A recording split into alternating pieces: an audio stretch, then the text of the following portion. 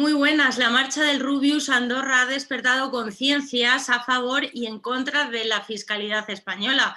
A este chico la verdad que le han salido bastantes enemigos que le acusan de egoísta por marcharse, porque por su culpa no vamos a poder financiar los sagrados servicios públicos, pero también ha tenido muchos apoyos que, bueno, precisamente piden una baja fiscalidad para intentar retener de alguna manera el talento que se nos está marchando. El debate ha llegado a los platos de televisión en horarios de máxima audiencia, donde no es nada habitual hablar de impuestos.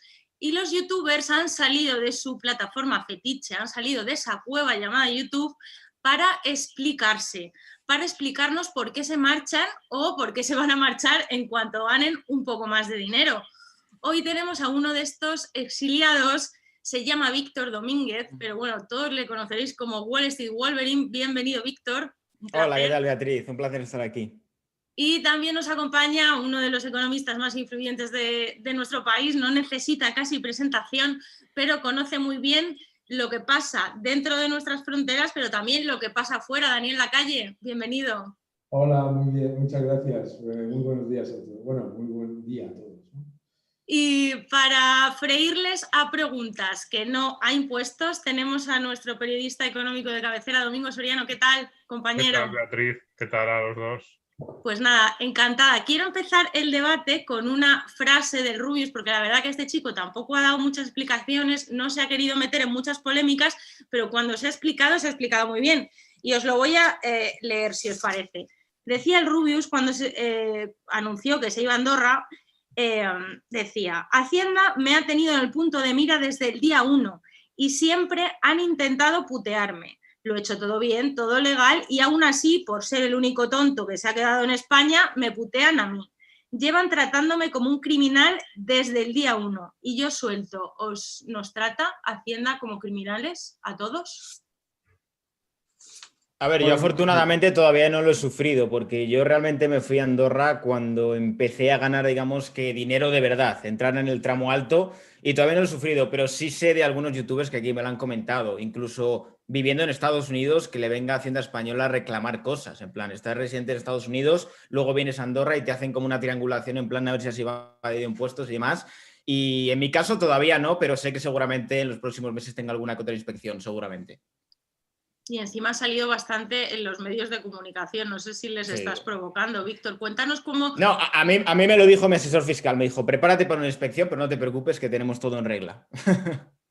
¿Cómo decidiste marcharte? ¿Cuándo fue?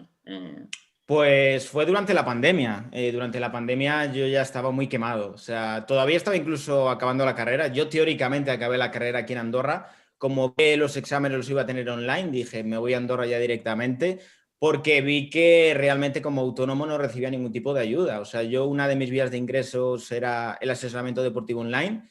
A ver, una de ellas, tenía bastantes más, y vi que no tenía ningún tipo de ingresos en esa fuente. Y digo, joder, si realmente fuera mi única fuente de ingresos, ¿qué sería de mí? ¿Dónde están mis impuestos? ¿Dónde está el dinero que pago? Y eso hizo un poco el clic, decir, es el momento de tomar esta decisión. Me planteé otros países, pero Andorra era el más sencillo, el más cercano culturalmente, también en cuanto a distancia, y lo vi fácil. Dije, venga, vámonos a Andorra, es el momento.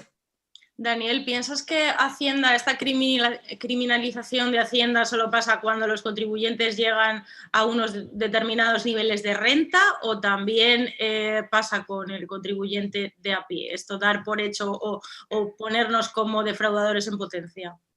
Yo creo que desafortunadamente hay unos incentivos que están claramente especificados para los inspectores de Hacienda, que lo que llevan es a que se genere esa demonización o ese punto de partida en el que en muchos casos se trata al contribuyente como culpable preventivo, ¿verdad?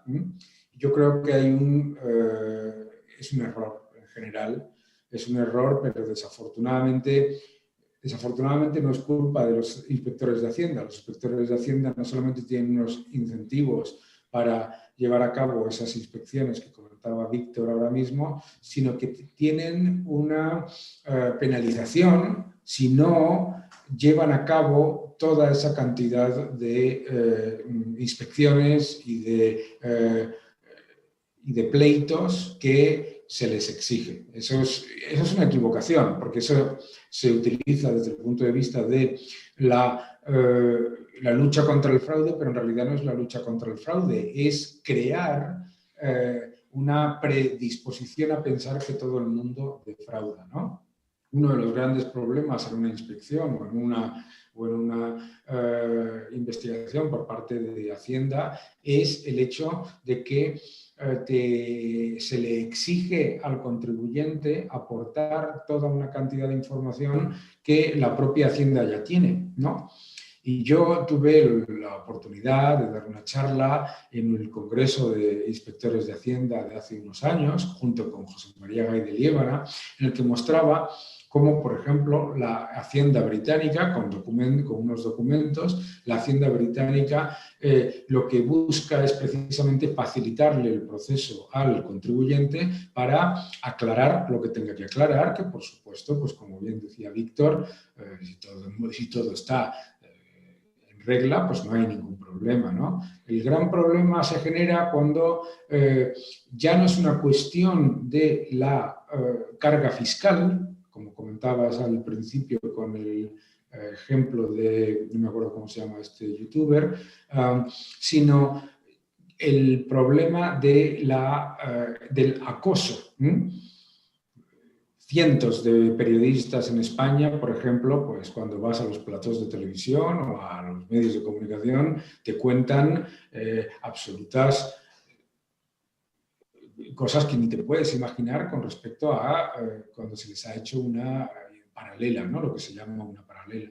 Entonces yo creo que tenemos que cambiar el chip, porque tenemos que cambiar el chip no desde un punto de vista represor, sino desde un punto de vista de atracción de inversión y de recursos y de capital, porque si no, lo que se genera ya no es ni siquiera una cuestión, lo hablabais hace un momento, no solamente es una cuestión de la tasa que se paga, es que aunque la bajases, si la actividad por parte de Hacienda continúa utilizando a los contribuyentes de dos maneras, ¿no? Primero como culpables preventivos y la segunda ejemplarizante. El caso de los youtubers como Víctor o como tantos otros, en realidad si lo pensamos es una auténtica irrelevancia estadística. Estamos hablando de muy pocas personas con respecto al total de contribuyentes y desde luego incluso con respecto al total de contribuyentes que se denominan rentas altas. Recordemos que en España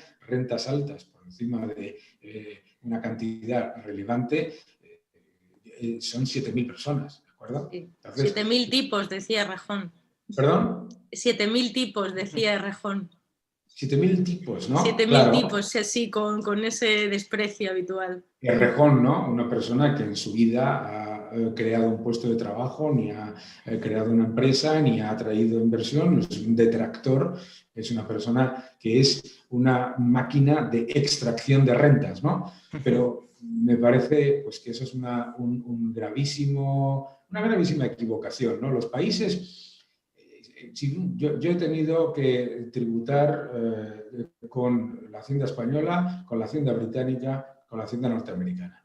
La diferencia es esa, es la diferencia entre facilitarte la labor para que el proceso sea sencillo y a la vez beneficioso para las dos partes y lo que hablabais antes de generarse una situación que es no solamente estresante, sino en muchos casos que conlleva que el contribuyente tenga que pasar horas y horas y horas y horas durante semanas intentando buscar una información que Hacienda ya tiene.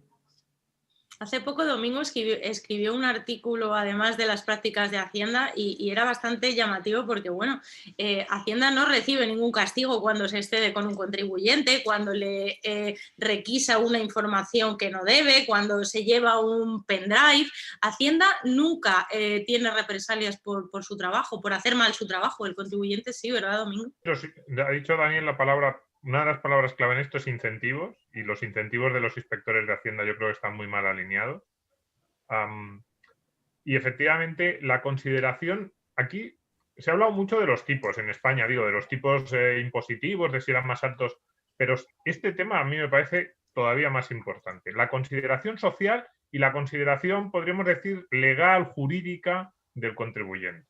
Entonces, la consideración legal deja al contribuyente en un estado de absoluta indefensión en España. O sea, sabe que se pueden hacer de todo tipo de tropelías durante muchos años sin que casi pueda defenderse. De hecho, cuando hablas con los asesores, para mí es una frase terrible. La ponían en el artículo, te dicen los asesores: le he aconsejado a mi cliente que no pleitee, que no recurra, porque aunque tenemos razón, esto se va a eternizar. O te dicen también: mi cliente me ha dicho que sí, que sabe que ganaríamos el juicio, pero que no le merece la pena estar 5 años. Es terrible la frase, porque es un contribuyente, un ciudadano, que renuncia a sus derechos, no porque piense que no tiene razón o porque va a perder, sino por miedo a la carga burocrática y a la carga legal y a las preocupaciones que eso le va a suponer. Es terrible, y desde el punto de vista de la expulsión del talento y de la falta de atracción o de falta de atractivo de un país, bueno, es demoledor.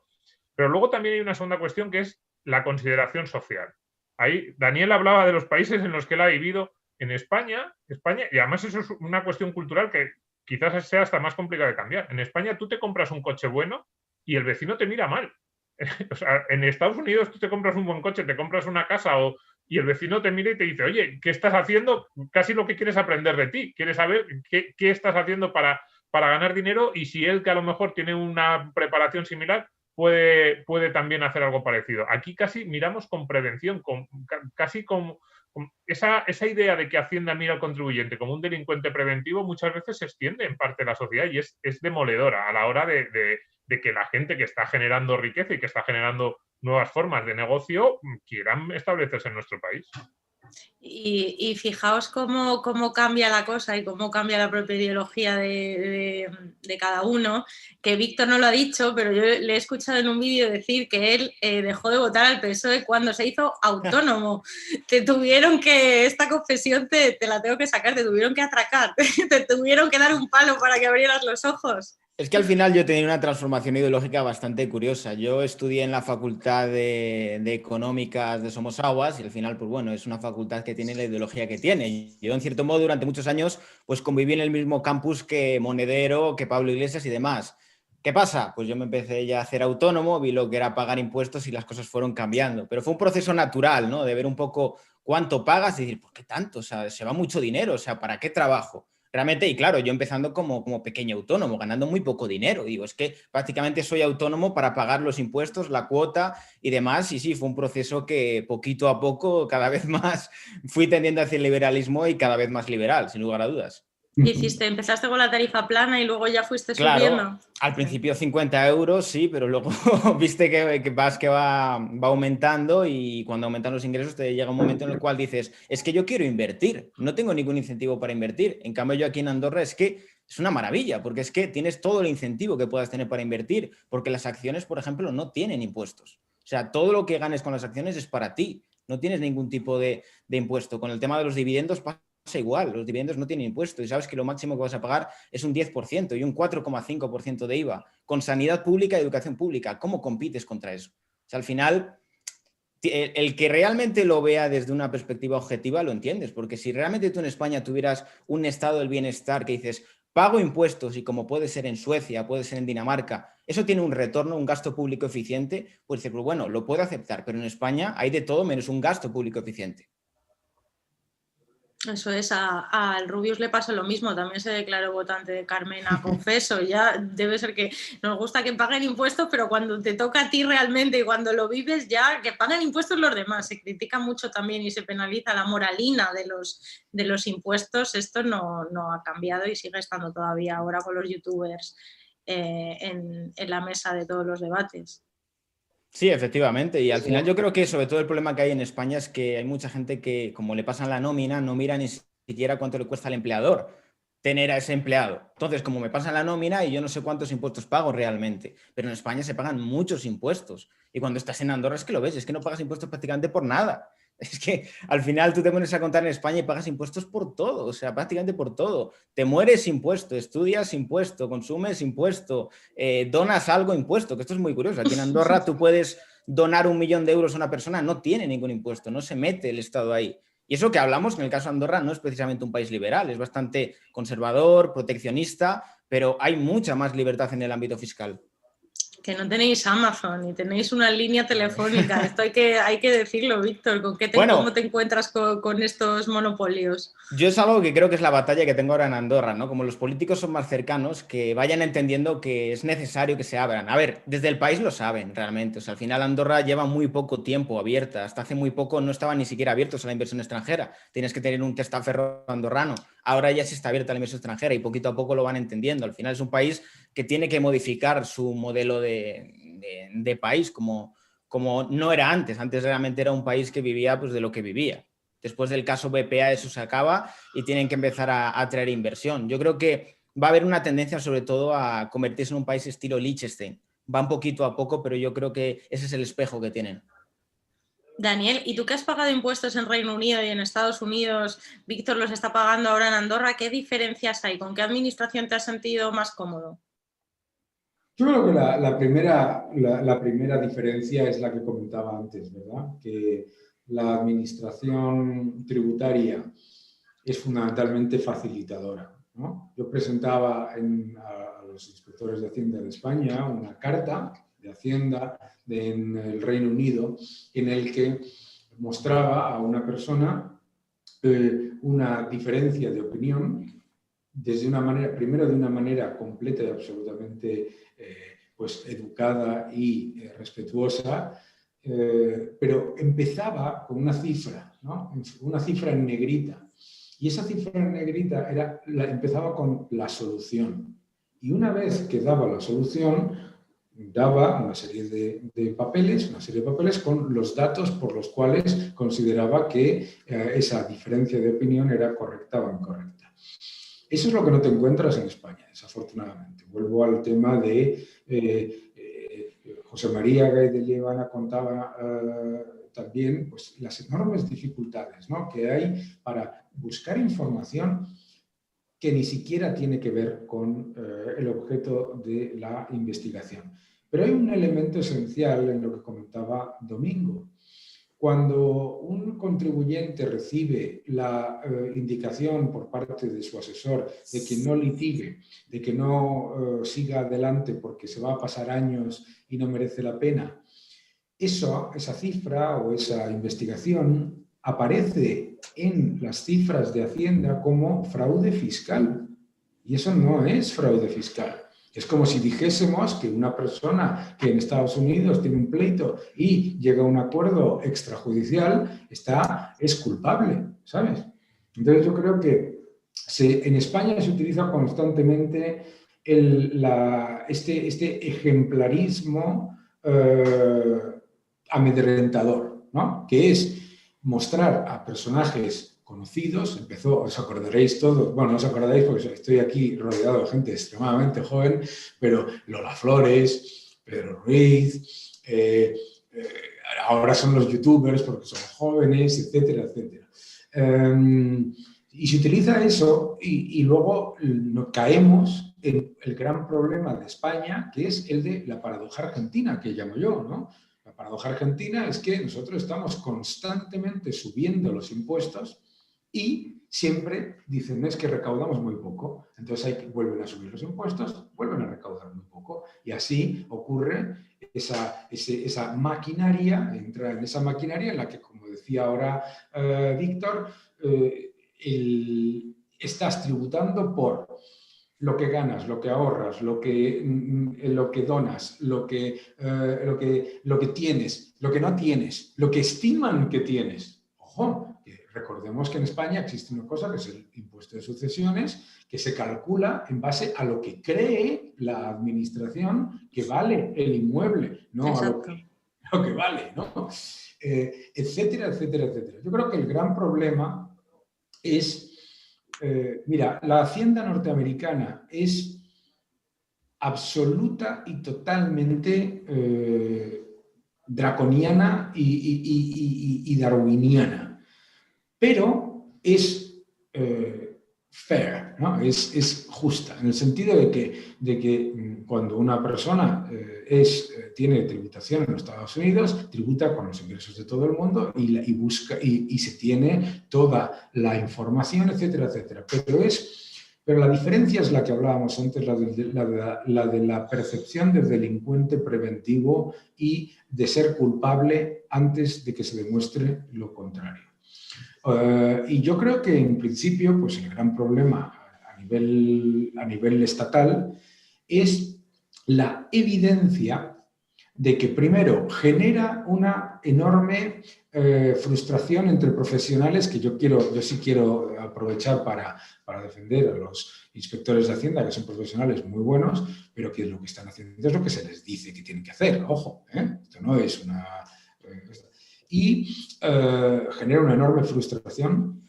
¿Por qué? Porque mientras se está atacando a una persona u otra, pues la verdadera causa de lo que se llama fraude o de la economía sumergida, etcétera, es otra completamente. Y ellos son perfectamente conscientes de dónde vienen esos problemas, pero claro, se tienen que centrar en recaudar pronto, rápido y de manera agresiva.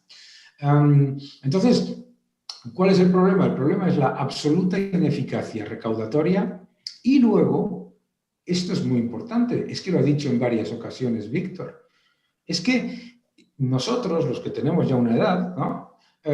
Pues pensamos que esto, o se nos dice, o se nos ha repetido constantemente que esto de los impuestos es inevitable porque hay que pagar sanidad, educación, bla, bla, bla, bla, bla, bla, y todas estas cosas que se repiten una y otra vez como justificación para constantemente subir los impuestos. Pero resulta que hay toda una generación de profesionales y de personas de éxito que en la nueva economía, etcétera, como estás tú y compañeros como los tuyos, que dicen, un momento, no hay ninguna correlación entre lo que yo estoy pagando y los servicios que estoy recibiendo. Por ejemplo, a mí me tocó estar en un plató de televisión debatiendo, entre comillas, con Monedero sobre el tema de vosotros, los youtubers, ¿no? Y decía, porque la insolidaridad. Dijo, un momento, aquí estamos hablando de una irrelevancia estadística que son 5, 6, máximo 7 personas que se han ido a vivir a Andorra. Estamos hablando de ¿qué? De 7, 20 millones máximo que se han dejado de recaudar el mismo día en el que se publica que en sobresueldos el gobierno gasta 800 millones. Claro. Entonces, el quid pro quo que las generaciones que han vivido un estado paternalista, digamos, justifica, entre otras cosas porque es más beneficiaria que contribuyente en ese proceso, se está rompiendo, y de ahí la enorme respuesta popular que ha sido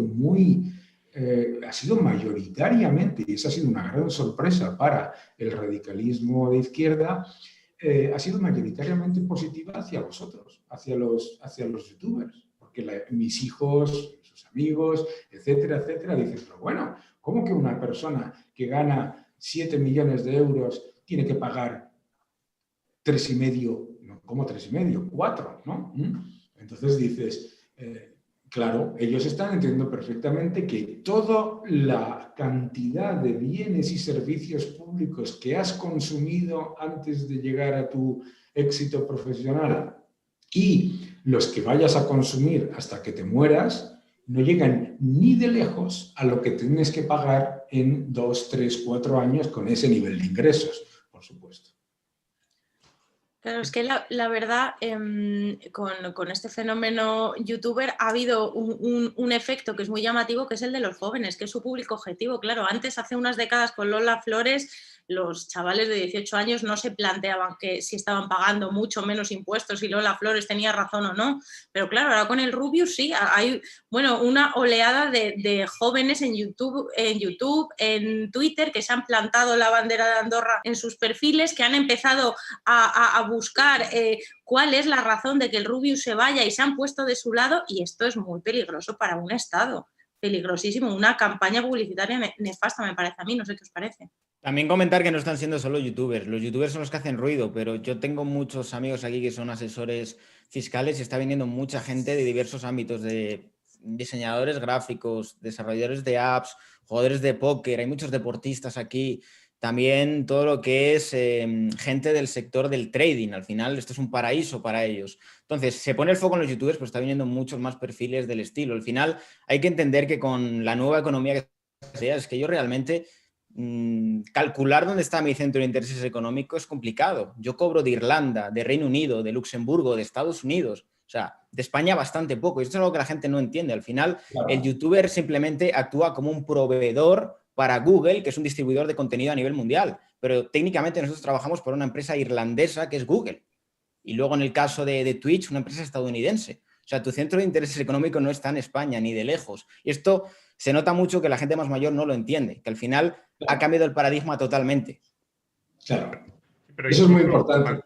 A mí ahí me gustaría preguntarte a ti, Daniel, porque incluso con este enfoque, es cierto que el youtuber es un trabajo relativamente nuevo, pero cuidado, tú conoces perfectamente lo que ha ocurrido en Europa en los últimos 20, 30 años a lo largo de tu trayectoria, y España es un país en el que no ha caído una empresa, por ejemplo, el sector financiero es un sector muy competitivo y que ya hace años podía deslocalizar o podía situar la sede de la sede central de una compañía más o menos donde quisiera. Y esas sedes centrales del sector financiero han estado en Londres, en Zúrich, en Luxemburgo, en Singapur.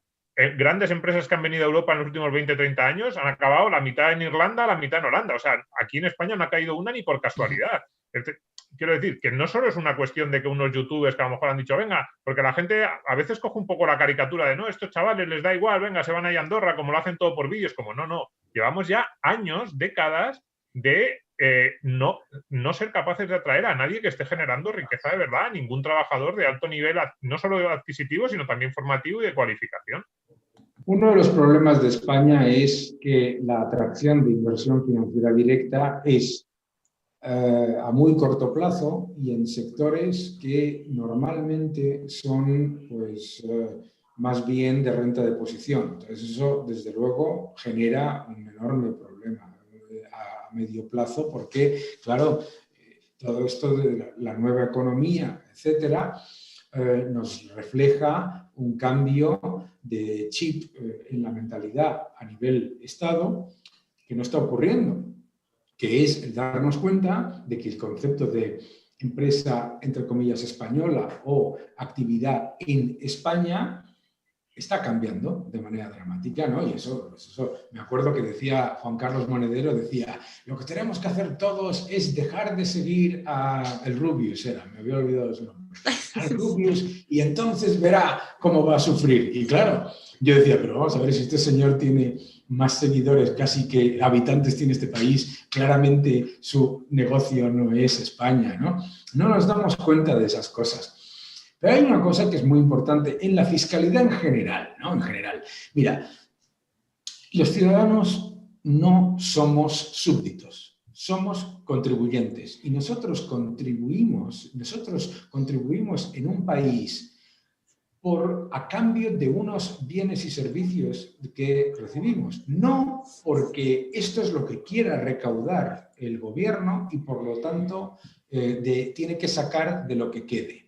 Que es el gran problema de la fiscalidad en España. El gran problema de la fiscalidad en España es que tenemos impuestos muy altos y se recauda aparentemente poco comparado con otros países porque tenemos mucho más paro, mucho más economía sumergida y empresas más pequeñas. En vez de atraer empresas más grandes, reducir la economía sumergida y reducir el paro, lo que hacen es que a los que nos quedamos nos crujen a impuestos. Entonces, el gran problema de la percepción de la fiscalidad es que se repite constantemente en los medios de comunicación y en el discurso político que, claro, es que hay déficit, hay deuda y, por lo tanto, hay que recaudar más y como hay que recaudar más, hay que subir los impuestos. Primero, subir los impuestos no supone recaudar más, como estamos hablando. Segundo, y más importante, detraer más del 50% de los ingresos de una persona, gane 1 o 10, es inmoral.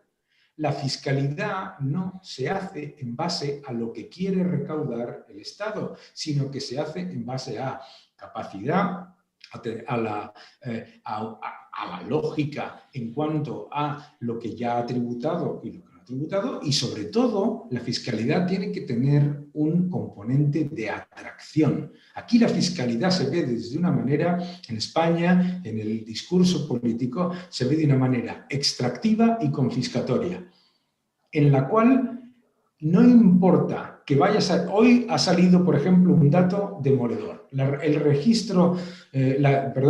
matriculación de vehículos en España ha caído un 51,5% en enero, después de que esta panda de genios subiesen el impuesto de matriculaciones y las tasas de los seguros. Es el doble que lo que ha caído la matriculación de vehículos en la media de la Unión Europea.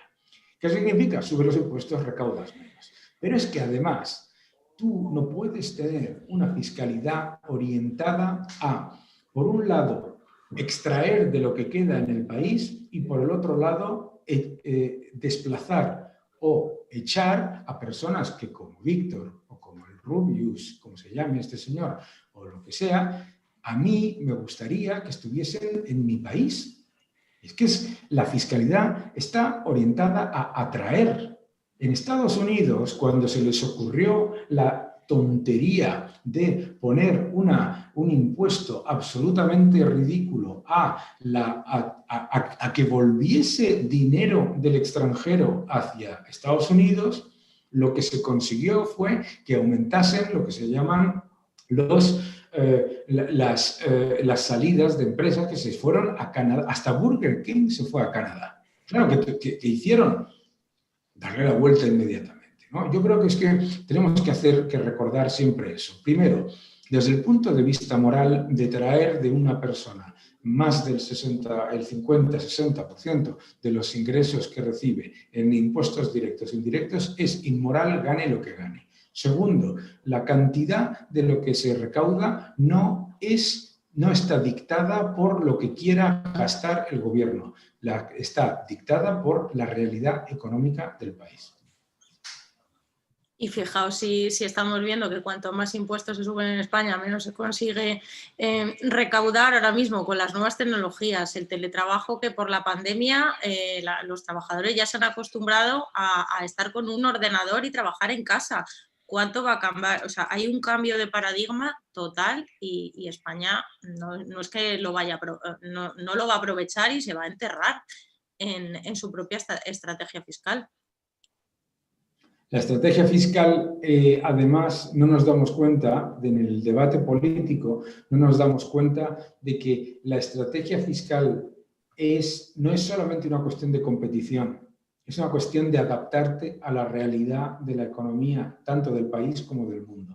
O sea, tú no puedes decir, no, es que estos son los impuestos que ha habido toda la vida, es una ridiculez cuando la inmensa mayoría de la economía se mueve de otra manera completamente distinta. Pero es que voy a entrar en otro, por ejemplo, imagínate, ya no que te vayas a Andorra.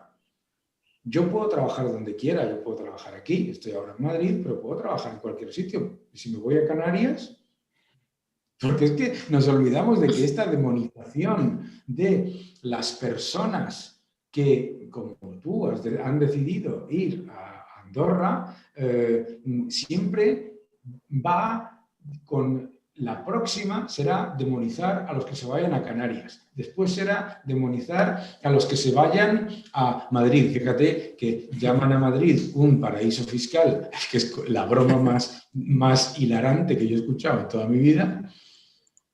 Bueno, nosotros que nos lo cuenten, como si no pagáramos impuestos. Aquí no nos hemos enterado de que vivimos en un paraíso fiscal. Es alucinante. Eso me dijeron en una reunión con empresarios en Cataluña. Me dijeron, claro, es que los madrileños no pagan impuestos. Y digo, ustedes están locos. Pero ojalá, claro. Los madrileños no pagan impuestos. Que lo que pasa es que, claro, eso ocurre en las sociedades como Argentina, en las que se ha generado todo un entorno extractivo y confiscatorio a la vez, ocurre eso, que no es que busques que la situación para los ciudadanos y los empresarios de Cataluña mejore, sino que buscas que empeore para los de Madrid y los de Andorra. Porque fíjate que escucha la gran propuesta ante la polémica de estos youtubers, la gran propuesta es declarar a Andorra un paraíso fiscal, que no lo es, además, esto es importante recordarlo, e imponer que tenga que tener la misma fiscalidad que Francia o que España. Ahora pensemos por un momento si eso ocurriese. Imagínate que mañana, en un país pequeño, muy dinámico y con una economía muy volátil como es la de Andorra, pusiesen la fiscalidad de Cataluña, que es de las más onerosas no solamente de la OCDE, sino de los países de España, desde luego. ¿Qué es lo que ocurriría? Lo que ocurriría es que sería la devastación económica de Andorra y encima a Cataluña o a España no vendría ninguno, se irían a otro sitio, ¿no? Era la auténtica España vaciada y iba a ser si eso fuera Pero así. fíjate, mira qué buena pregunta y perdona que estoy extendiéndome. No. Esto de la España vaciada es literalmente un problema fiscal. Y todo el mundo nos está contando milongas sobre la España vaciada y los pueblos y no sé qué, no sé cuántos, cuando nadie te está diciendo que en esos pueblos que se han vaciado se ha multiplicado el IBI, donde en esos pueblos que se han vaciado los impuestos son exactamente igual que en una ciudad, pero los servicios son la 10ª parte, que pagan exactamente lo mismo por el componente fijo de la telefonía y de la electricidad, a pesar de no tener ni electricidad ni internet. Estoy exagerando, es decir, que es bueno que salga este debate y que salga esta polémica con gente como vosotros, por una sencilla razón, porque está abriéndole los ojos a mucha gente que el problema no es de insolidaridad, sino de extracción y confiscación. Antes hablaba Wolverine del Centro de Intereses Económicos y yo creo que por ahí va a ir Hacienda a la hora de fiscalizar a los contribuyentes que están cambiando de residencia fiscal. Ya ha dicho que va a usar sus superordenadores. La verdad que Hacienda en cuanto a tecnología sí que se ponen las pilas. Otra parte de la administración no, pero tecnológica es puntera. En algo sí que somos punteros. Y que va a usar el Big Data para detectar movimientos extraños y demás. Estos 183 días que tenéis que residir sí o sí fuera de España para que Hacienda no te hinque las garras. Tú ya decías, Víctor, que estás esperando alguna sorpresa, inspección, que te puedan vigilar. ¿Estás recabando pruebas? Porque sí que en Andorra a mí me han contado que hay contribuyentes que se hacen fotos todos los días con el periódico del día, se hacen fotos con los montes de Andorra detrás para comprobar que están ahí. ¿Estás en ese camino? ¿Estás previniendo ya? Pero sí, por ejemplo, debería ser al revés, ¿no? Quiero decir, el que debería recabar pruebas, claro, es el inspector. A ver, que tampoco estoy diciendo una locura. ¿Cómo que alguien tiene que hacer una foto para demostrar dónde vive? Eso pasa, Domingo. Sí.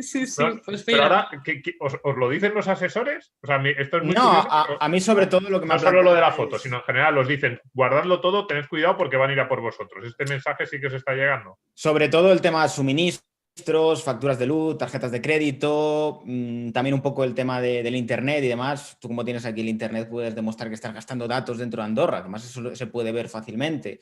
Y bueno, lo típico también, pues consumir aquí en Andorra. Yo que sé, aquí hay como un globo andorrano que funciona bastante bien, pues de vez en cuando pedir y demás. Pero comentar que el tema de los 183 días es que la mayoría de youtubers ni lo cuentan, es que se pasa volando. O sea, yo te diría que prácticamente todos los youtubers aquí pasan fácilmente más de 300 días. Perfectamente. Pero porque se vive bien. O sea, lo ven como si fuera una cárcel y se vive bien. Hay muy buena calidad de vida. Ya. Claro, y además me imagino, claro, esta gente se piensa que un youtuber no hace nada en todo el día, ¿sabes? Entonces, sí.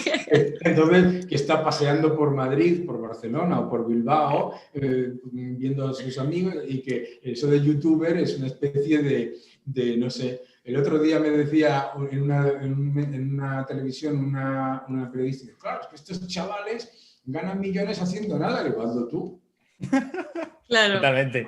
Porque ¿cuál es tu barrera de entrada? Yo tengo un canal de YouTube, hazlo tú, a ver cuánto ganas, ¿no? Claro, También... o sea, se olvida uno de que tú aquí, nuestro amigo Wall Street Wolverine, ¿no? Tiene una silla de youtuber porque tienen que trabajar todo el día. Esas sillas que son para ergonómicas y tal y todo esto, porque estás todo el día dando y trabajando, etcétera, ¿no? Y bueno, pues eso es lo que tenemos que atraer, ¿no? Bueno, también decir que yo creo que infravaloran mucho a los chavales que hay aquí. Yo trato con ellos y algunos son auténticos empresarios, o sea, de tener inversiones inmobiliarias hasta en países de Europa. O sea, yo sé de gente aquí que tiene inversiones en Polonia, porque son países que los tienen estudiados, que están creciendo mucho, que rentan bastante. Y también decir que están invirtiendo también bastante en Andorra. Yo sé de youtubers aquí que son dueños de bloques enteros, que eso también, en cierto modo, les da incentivo porque hay más seguridad jurídica. O sea, tú en España te compras un bloque entero y te lo pueden ocupar. En Andorra no pasa. Es uno de los incentivos que también tienes. ¿Cómo se gana la vida un youtuber? ¿Es fácil monetizar? ¿En este mundo hay mucha competencia?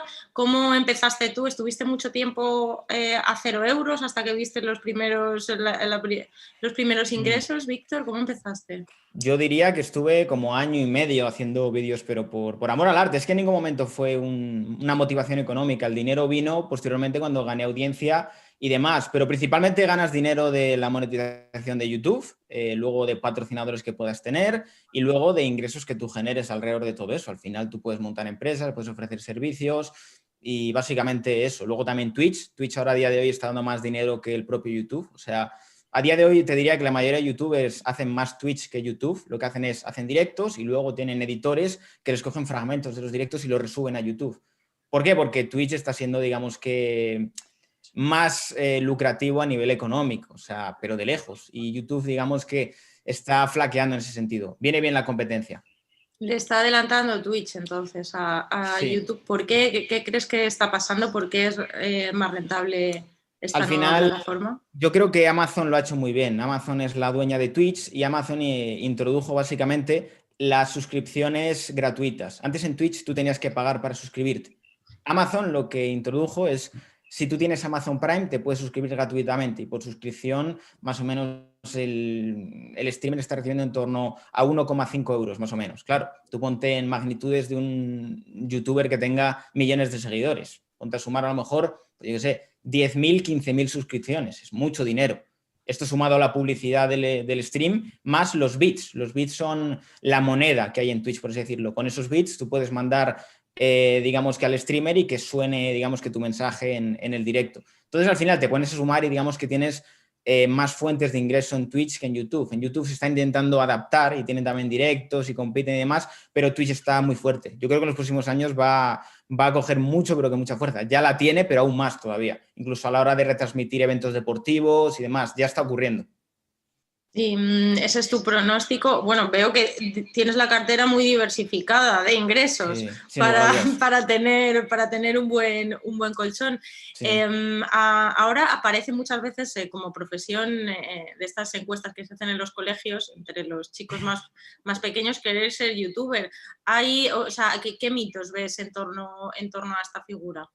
Hombre, yo creo que no todo el mundo puede ser youtuber. Al final tienes que tener capacidades comunicativas, tienes que algo que aportar, carisma, constancia, tienes que tener ganas. Al final no todo el mundo vale, tienes algo que aportar. Es algo sencillo de entrar, pero hay que mantenerse muchos años y te tiene que gustar. Al final tú no te tiras 2 años subiendo vídeos todas las semanas si no ves ni 1 euro porque no te gusta, ¿sabes? Al final la gente que entra por dinero en YouTube no dura mucho tiempo. El dinero llega, al final si eres constante y poco a poco vas creciendo, es lucrativo, pero lleva bastante tiempo. Evidentemente luego vienen patrocinadores y te llegan acuerdos bastante grandes por ello, pero no cualquiera vale para YouTube, hay que tenerlo claro. El problema viene cuando hay mucha gente que quiere triunfar, digamos que a cualquier precio en YouTube, que es cuando se ven barbaridades, de querer llamar la atención de cualquier manera y con cualquier barbaridad, a ver quién hace la barbaridad más grande. Ahí llega el problema, pero al final eso es cortoplacista. Realmente el canal de YouTube que resiste en el tiempo es el que tiene una continuidad, el que tiene un proyecto, el que aporta valor, el que realmente o aporta entretenimiento, el que quiere pegar un pelotazo puntual no dura mucho. Al final lo que se premia aquí es durar muchos años, que son los youtubers que a lo mejor llevan aquí toda la vida, prácticamente desde que se inició YouTube. estar un año muy fuerte no tiene sentido. La idea es mantenerte en el tiempo. Pero fíjate, estábamos hablando de mucha modernidad, que a mí se me queda muy lejos. Yo no he entrado en Twitch, por ejemplo, en mi vida, pero sobre las inversiones, de repente es como, no, y hay muchos youtubers que tienen inversiones en lo más clásico, que puede ser el ladrillo. Y también hay, no, pero también hay, nos dice Víctor, cuidado, tienen inversiones en ladrillo, pero también les da miedo algunas de las cosas que pasan en España con la legislación. Efectivamente. De nuevo, un poco lo que decíamos antes, ¿no? Parece un mundo muy moderno, pero de repente hay cosas también que lo atan a la economía clásica y un poco lo mismo que le decía yo antes a Daniel. ¿Qué empresas se han establecido en España en los últimos 30 años? Muy pocas. ¿Qué empresas del sector financiero, que ha habido muchos movimientos además, no solo el Brexit, han dicho, bueno, voy para Madrid y voy a instalar mi sede? Muy pocas. ¿Qué gente que puede meter dinero realmente, inversores extranjeros potentes, han hecho inversiones en España? Bueno, cuando aparecen las celebramos, les damos millones de titulares, pero muy pocas. Es decir, España es un país que ahuyenta a la gente que además que podría pagar impuestos. Yo eso nunca lo he entendido. Esa especie de locura así, de doble personalidad, que por un lado quieres que los ricos estén ahí para sangrarles lo máximo en impuestos, pero al mismo tiempo no haces nada para que haya más ricos. Esta es una cosa que, bueno, no sé, Daniel, por ejemplo, cuando habla con los inversores extranjeros, con gente que puede tener posibilidades, que encima yo creo que les gusta a todos España, pues un país con buen clima, buena cultura, pero me da la sensación de que muchas ganas de venir aquí realmente a invertir. Dicen, no, pues iremos allí a jugar al golf 15 días, a pasarlo bien en Málaga, pero a vivir, invertir o generar riqueza, estamos muy lejos, estamos en los puestos más retrasados de Europa para ese tipo de gente, y eso es una pena. Porque tenemos lo que no podrían tener otros. Lo que no pueden tener los holandeses es nuestro sol. Nosotros sí podríamos tener las leyes holandesas, pero ellos nuestro sol no, y no lo aprovechamos. Eso es un problema importantísimo. Yo recuerdo una reunión con representantes del gobierno de España, con uno de los 600 mayores inversores del mundo, en el que tras explicarle pues, el buen tiempo que hace aquí, la calidad de vida, las infraestructuras, etcétera, etcétera, etcétera, el señor miró a la representante del gobierno de España y le dijo, ¿usted por qué cree que yo vivo en Zúrich? Claro, porque que en España hace buen tiempo y que la comida es fantástica y todo esto, tal, es estupendo, pero si usted tiene una fiscalidad que no solamente es extractiva para la renta, sino extractiva para el capital, entonces usted, al que es el dueño de un fondo de inversión, le está atacando de dos maneras, ¿no? Como empleado y como propietario, ¿de acuerdo? Como trabajador, como renta y como propietario. Entonces, eso es un gran problema. Pero tú decías una cosa que no es correcta, ¿eh? La mentalidad extractiva y confiscatoria que se introduce en la población vía el populismo no busca que se vengan aquí los ricos y que tributen mucho. Lo que busca es, aunque parezca contradictorio, es que el país sea un erial y miseria para todos. Como decía aquel vídeo de YouTube de un ciudadano del sur de España que iba en una lancha paseando alrededor de Gibraltar y decía, miren ahí, y tal, si aquí hay miseria para todos, ¿eh? Miseria para todos. O sea, lo que quiero decir es que no pensemos que el objetivo de esta gente es equivocado, en el sentido de que ellos estarían encantados de que España estuviese lleno de ricos y cobrarles mucho. No. Entonces tendrían una fiscalidad orientada a eso. Es una fiscalidad orientada al rentismo más claro, que es de lo que quede, lo mío. En vez de cobrarles el 50, les cobrarían el 90. Claro, mira, en Argentina la fiscalidad para las empresas ha pasado de ser una brutalidad, ha pasado de ser el 35% de las ganancias a ser, no miradlo el dato porque vais a flipar, el 106% de las ganancias. El 106. Es decir, que antes de cubrir con tus ingresos costes, ya te han comido los ingresos. ¿Entendéis? Entonces, ¿y cuál es el debate entre los políticos en Argentina? Hay que traer más empresas, esto es inmoral porque no tiene ninguna lógica, no sé qué, no sé cuánto. No, hay que subir los impuestos. Porque tenemos carreteras, que ha sido uno de los argumentos más utilizados desde la izquierda cuando hablaba de los youtubers. ¿Quién va a pagar las carreteras? ¿Cómo has podido irte a Andorra? ¿Te has ido en coche, Víctor? ¿O Sí, has ido sí, volando? en coche. Pero bueno, a ver, hay que preguntarle también a los suizos qué carreteras tienen y cómo tienen esos túneles y demás. Al final, el tema de las carreteras es como lo de la sanidad y como el tema de la educación. Lo que habría que enseñar a la gente es cuánto se gasta en eso y cuánto se gasta en otras cosas, como por ejemplo puede ser el mantener unas pensiones que no se sostienen, que eso es realmente el lastre grande que tiene España, y la deuda pública, que eso tampoco se habla de ello. Y nada, en el caso de Andorra, a mí algo que me gusta mucho es el tema de que al final, al ser un país pequeñito, el presupuesto tiene que ser mucho más responsable, porque se puede gastar muy poco, pero lo que se gasta se tiene que gastar con una viabilidad. Y eso te garantiza, en cierto modo, que no despilfarren tu dinero. Cosa que en España, pues tenemos aeropuertos que no pasan aviones, tenemos infraestructura que a lo mejor no tiene ningún tipo de retorno económico, y yo creo que debería haber ese enfoque, ¿no? De enfocar más el gasto público a que tenga una viabilidad y un retorno, y no gastar por gastar.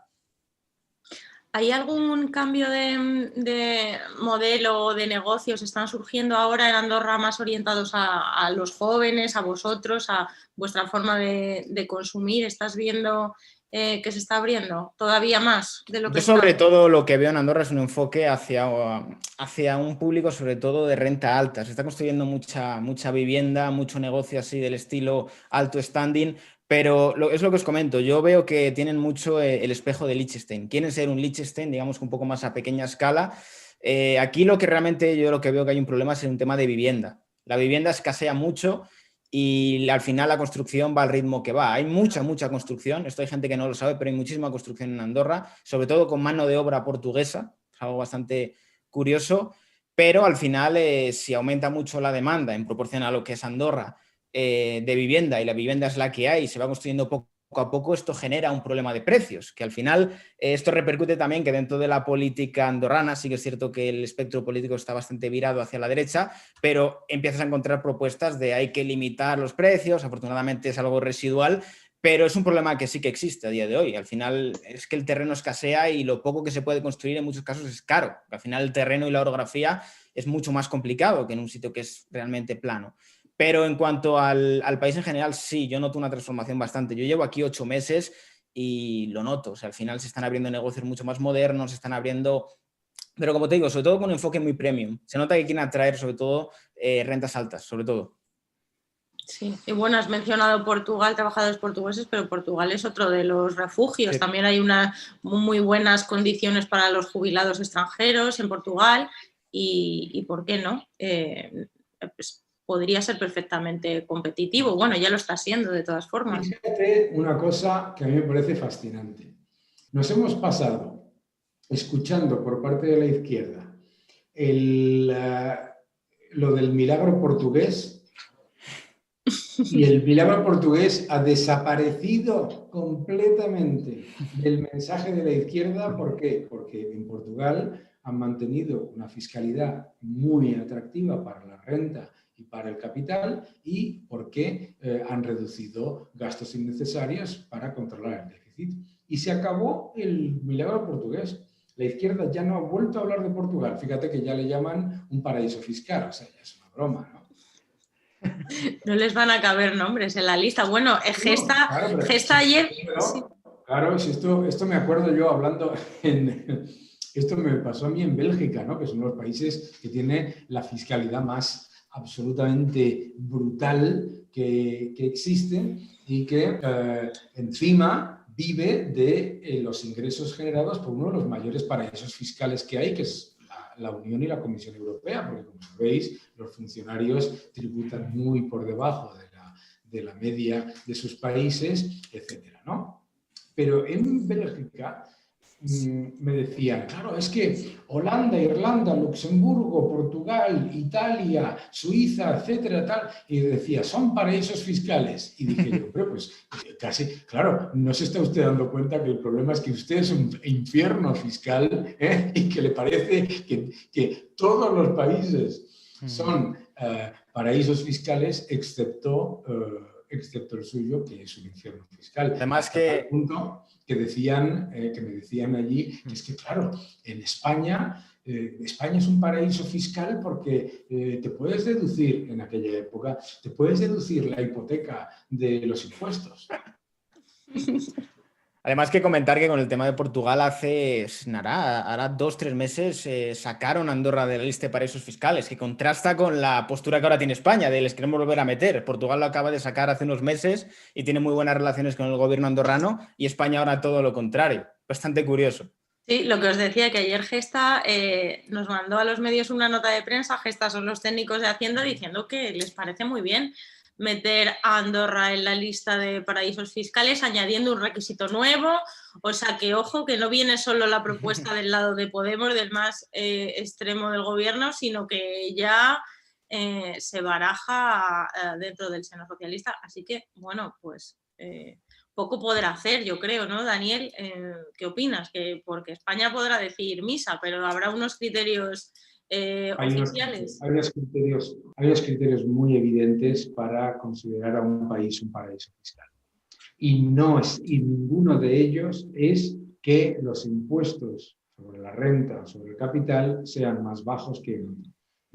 Es una cuestión de transparencia, es una cuestión de colaboración, es una cuestión de apertura, y todos esos factores los cumple de sobra Andorra como país que no es un paraíso fiscal. Es una ridiculez. Recuerdo, tú lo has dicho bien, Gestas son los técnicos de Hacienda, no los inspectores de Hacienda. Y además esta es una parte de los técnicos de Hacienda. Son los técnicos de Hacienda. Pero es muy importante recordarle a la gente que un país no es un paraíso fiscal porque tenga impuestos más bajos que el tuyo. Es que aquí se utilizan los términos con tal alegría que es absolutamente fascinante, ¿no? Un país, primero, la fiscalidad de Andorra está orientada exclusivamente a lo que es la realidad de la economía andorrana. ¿De acuerdo? Por eso, y como país, y esto es lo que tenemos que hacer nosotros. Y nosotros no podemos tener una fiscalidad de país de ricos con un país que son todo, la inmensa mayoría son microempresas y con un 17%. Comentar también que el proceso de compliance en los bancos de Andorra es muchísimo más tedioso que en España. Yo, por ejemplo, para abrir una cuenta de empresa en Andorra tardé un mes. O sea, sí. Creo que es muchísimo más fácil blanquear capitales en España que en Andorra. Andorra más que nada porque yo he hablado con directores de bancos allí y ellos lo dicen. Después del caso BPA estamos cogidos por los huevos. O sea, nosotros cometemos un error ahora mismo y nos cierran el banco y no tenemos poder para decir acallamos a la prensa internacional, somos pequeños bancos. Es lo que me comentaban. Con el tema de las transferencias pasa algo parecido. Yo antes de abrir la cuenta les tuve que decir, tengo estos proveedores, va a venir el dinero de aquí. Enseñarle toda la trazabilidad. O sea, yo, por ejemplo, en España he abierto una cuenta de empresa en 5 minutos. He llegado, ¿qué una cuenta de empresa? 5 minutos. En Andorra, un mes. Un mes tardé yo en abrir una cuenta de empresa. O sea, realmente el tema de creer que es un paraíso fiscal es tener un desconocimiento pero muy grande sobre la realidad que hay aquí. O sea, a día de hoy, la prioridad absoluta de Andorra es dar esas garantías, porque es que saben que lo necesitan. O sea, después del escándalo de BPA, eso se acabó, lo que era Andorra antes de todo esto.